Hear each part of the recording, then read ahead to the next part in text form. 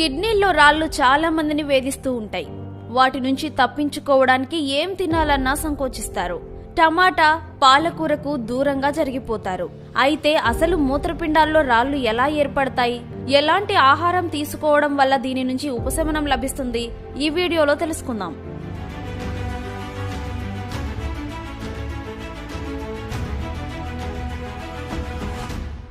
శరీరంలోని వ్యర్థ పదార్థాలను, విష పదార్థాలను బయటకు పంపి మనల్ని ఆరోగ్యంగా ఉంచడంలో మూత్రపిండాలు కీలక పాత్ర పోషిస్తాయి. సాధారణంగా కిడ్నీల్లో రాళ్లు రెండు రకాలుగా ఉంటాయి. అవి కాల్షియం ఆక్సనేట్, కాల్షియం ఫాస్ఫేట్. రక్తంలోని మలినాలను వడగట్టే సమయంలో కిడ్నీలు శరీరంలోని ఆమ్ల, క్షార స్థాయిని నియంత్రిస్తాయి. ఈ క్రమంలో ఆక్సినేట్, ఫాస్ఫేట్లు కాల్షియంతో కలవడం ద్వారా మూత్రంలో ఉండే ఘన పదార్థాలు కరిగిపోకుండా చిన్న చిన్న గుళికలుగా మారుతాయి.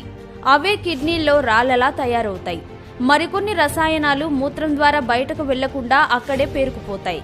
వీటి వల్ల తలెత్తే స్ఫటికాల ద్వారా కిడ్నీల్లో రాళ్లు ఏర్పడతాయి. మన శరీరం ప్రోటీన్ని వినియోగించుకునే క్రమంలో వెలువడే యూరిక్ యాసిడ్తో కూడా రాళ్లు తయారవుతాయి.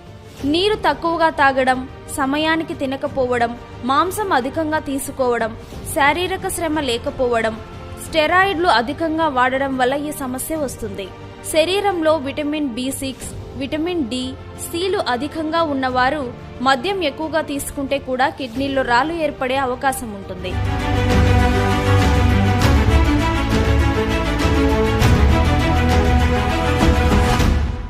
అయితే ఈ సమస్య ఉన్నట్లు తెలిస్తే వెంటనే వైద్య పరీక్షలు చేయించుకోవాలి. కిడ్నీల్లో రాళ్ల పరిమాణం చిన్నగా ఉంటే అవి మూత్రం ద్వారా బయటకు వెళ్లిపోతాయి. ఆ తర్వాత కొన్ని ఆహార నియమాలు పాటిస్తే సరిపోతుంది. కిడ్నీల్లో రాళ్లు ఉన్నవారు రోజుకు కనీసం 5 లీటర్ల నీరు తాగాలి. రాత్రిపూట మెంతులను నానబెట్టి ఉదయం పూట తీసుకోవాలి. కొత్తిమీరను చిన్న చిన్న ముక్కలుగా కత్తిరించి నీటిలో వేసి మరిగించుకుని తాగినా ప్రయోజనం ఉంటుంది. చక్కెర, ఉప్పు తీసుకోవడం తగ్గించాలి. కాల్షియం, ఆక్సిలేట్, పొటాషియం అధికంగా ఉన్న ఆహారానికి దూరంగా ఉండాలి. ఆకుకూరలు, కూరగాయలు కలిపి తీసుకోవడం వల్ల ఈ సమస్య ఎక్కువ అవుతుంది. అందుకే చాలా మంది టమాటా, పాలకూర కలిపి